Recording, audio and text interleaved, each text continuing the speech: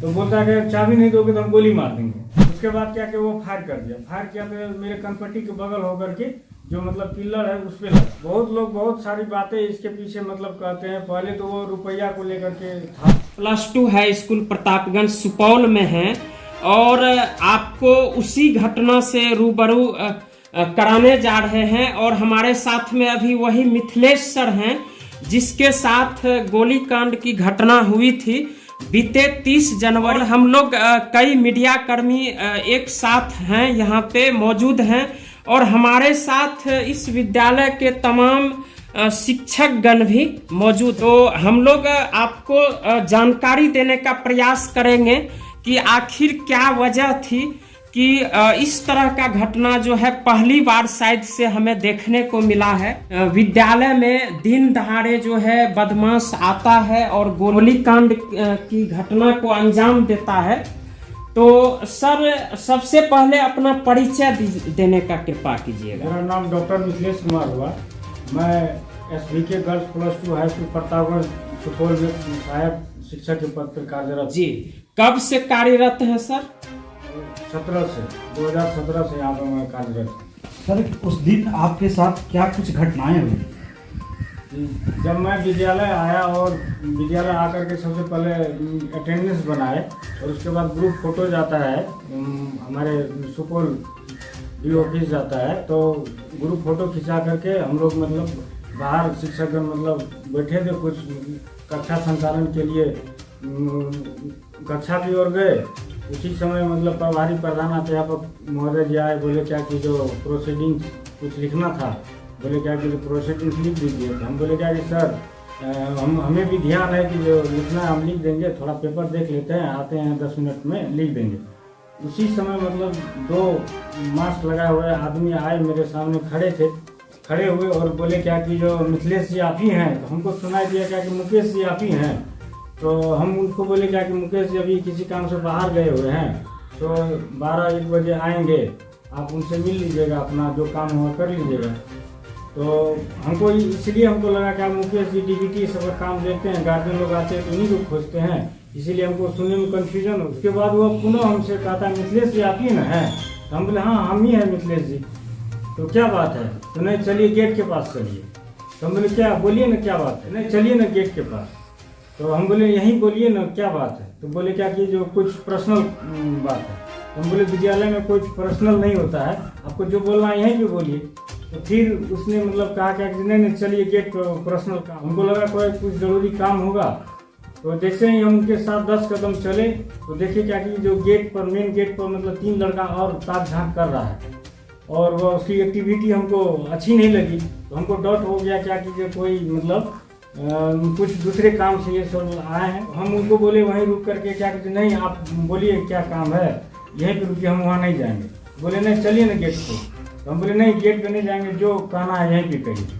तो उसके बाद तुरंत वो अपना मतलब कहता है मेरे बाइक जो बरामदे पे लगी हुई थी उसकी ओर इशारा दे करके कहता है ये तुम्हारा ही बाइक है। हम बोले हाँ मेरा ही बाइक है। तो बोला चाबी दो। हम बोले क्यों चाबी देंगे? तो बोलता है कि चाबी नहीं दोगे तो हम गोली मार देंगे। तो हम बोले क्या है हिम्मत तो गोली मार के देखो एक बार। तुरंत उसने क्या किया, पिस्टल निकाला, फॉर किया और मेरे कनपट्टी में सटा दिया। और फिर बोला क्या कि चाबी दो नहीं तो हम गोली से मार देंगे। तो उसके बाद हम उसको हाथ पकड़े उसी वो जो फिर हाथ खींचा मतलब पीछे की ओर। तो उसके बाद जो फायर हुआ वो जमीन पे मतलब फायर हुआ। उसके बाद फिर उसने क्या किया, पिस्टल मेरे ओर तान दिया और बोला कि जो चाबी दो नहीं तो गोली मार देंगे। फिर हम बोले क्या है हिम्मत तो मतलब मार के देखो तुम हमको। उसके बाद क्या कि वो फायर कर दिया। फायर किया तो मेरे कनपट्टी के बगल होकर के जो मतलब पिलर है उस पे लगा। क्या बच गए हम किसी तरह बचे। उसके बाद क्या किया, वो हाथ जो ऐसे नीचे झटका, अब जिस कारण से झटका हो अपना हाथ नीचे किया कि हम क्या कि उसका जो जिस हाथ में पिस्टल था उस हाथ को पकड़ लिए। उसके बाद वो क्या कि दूसरा लड़का जो था उसके साथ वो क्या किया, सोचा क्या कि अभी इसको पकड़ लिया तो वो भी क्या किया पिस्टल निकाल करके मेरे ऊपर तान दिया। सर एक बात हमारी जी, आखिर आप ही को क्यों खोजने के लिए आया था? इतने सारे टीचर थे और आप ही को क्यों ढूंढ रहे थे? ये तो हम नहीं बता सकते हैं ना, अब किसके मन में क्या मनसा है नहीं ये तो हम नहीं बता सकते। ऐसा तो नहीं है कि कोई पर्सनल दुश्मनी हुआ? पर्सनल किसी से मेरी कोई दुश्मनी नहीं। कोई दुश्मनी। ये कितने बजे की घटना है सर? 10 बज करके 10 या 10:10 पे या 5 पे। कितने व्यक्ति थे? 2 व्यक्ति अंदर आए थे, 3 व्यक्ति गेट पर थे। अच्छा अच्छा। तो सर ये घटना है 30 तारीख की, जी जी। और आज कितना तारीख है? 1 तारीख है। 1 फरवरी है आज।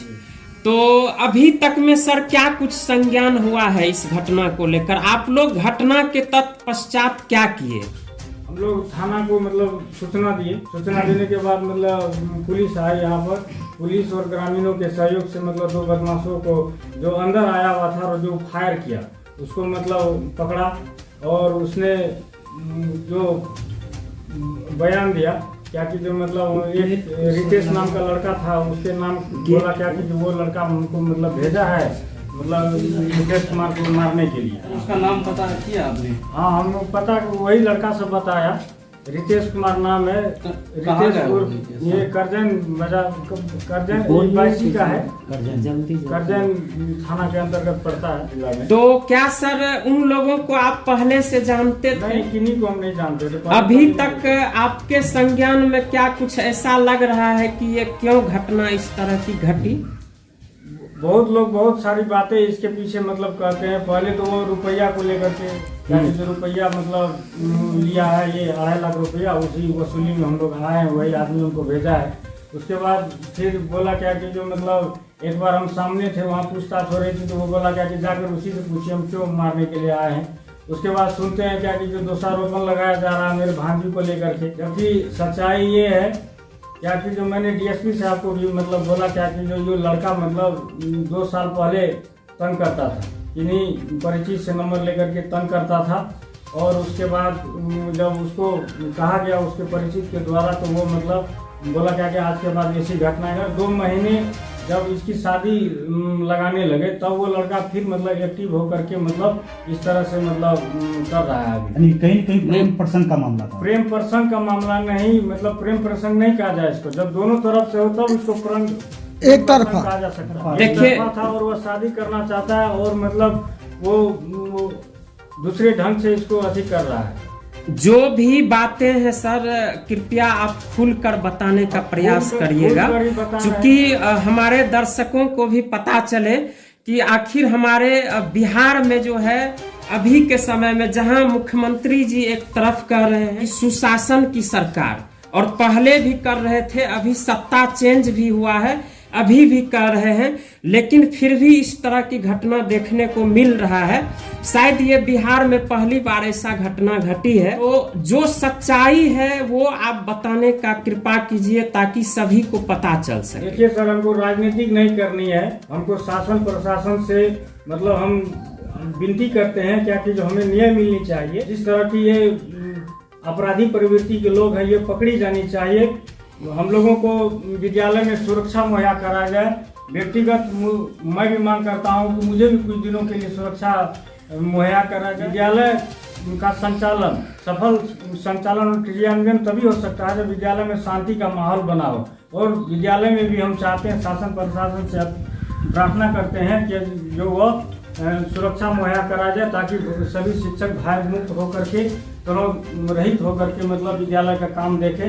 यही शासन प्रशासन से अनुरोध करते हैं। और अभी भी जो लड़का जो मेन षड्यंत्रकारी है और वो शुरू से अपराधी प्रवृत्ति का रहा है, और इस तरह को एकदम सुनियोजित ढंग से वो मतलब षड्यंत्र रच के ऐसा काम किया है, उसको अविलंब मतलब पकड़ा जाए। क्योंकि मुझे भी भय है क्या कि जो मतलब वो लड़का अभी भी बाहर घूम रहा है और वह मेन षड्यंत्रकारी है और प्राथमिक की नामजद अभियुक्त है, और वो अभी तक मतलब बाहर है। इससे मुझे बहुत ही मतलब डर महसूस हो रही है। इसलिए प्रशासन से ये भी मतलब हम अनुरोध करते हैं क्या कि उसको उसकी जल्द से जल्द गिरफ्तारी हो।